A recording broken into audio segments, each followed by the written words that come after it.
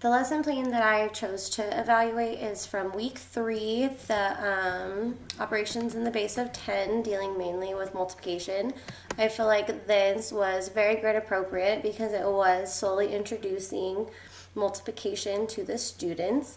It is also aligned with the state standards. I went to the state standards, looked up what state standard I wanted to do, and then I formed my lesson plan around that standard.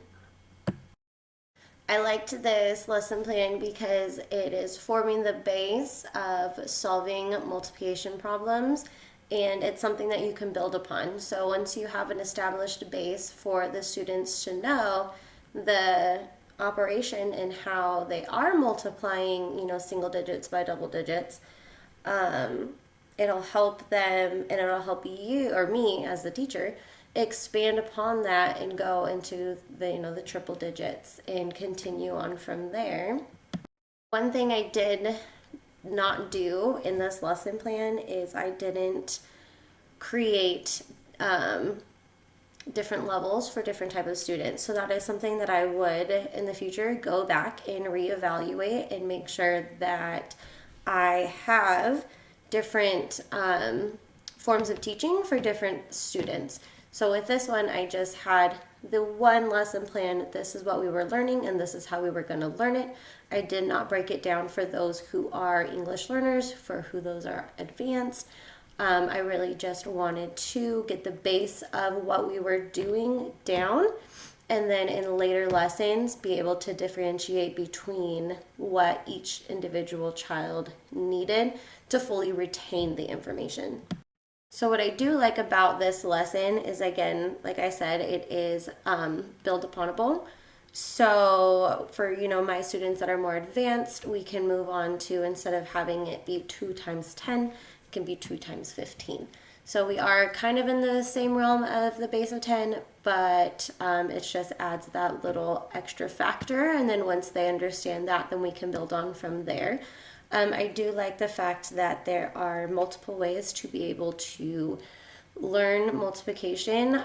With this one, you have the standard form where it's just stacked right on top of each other. You do have the box form where you break it down and you multiply across and then you bring it all together. And then I really enjoy the manipulatives, because manipulatives are where students can actually grasp the concept using their hands, using their mind. So it is a good lesson or not a good lesson, but it is a good strategy to learn.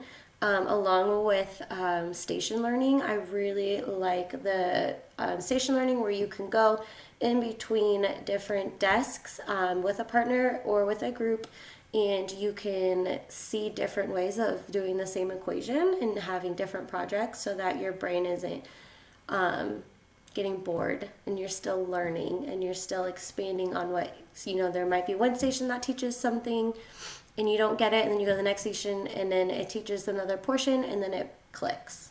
And then it's also super important to reevaluate, your lessons and what you're doing, what you can fix.